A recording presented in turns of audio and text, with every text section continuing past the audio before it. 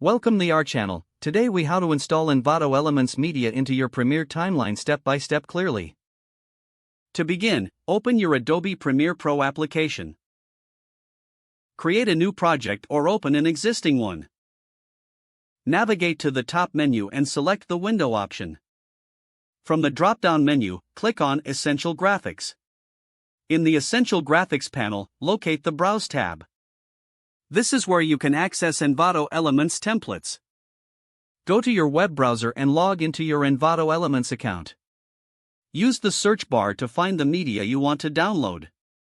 Once you find the desired template or media, click on it.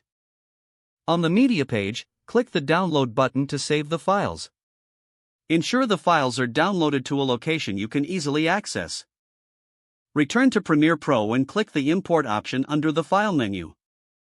Select the downloaded files from your computer. Click Open to import them into your project. The imported media will now appear in your project panel. Drag the desired media from the project panel onto your timeline. Adjust the placement as needed to fit your editing needs. If you downloaded a template, you may want to edit its properties.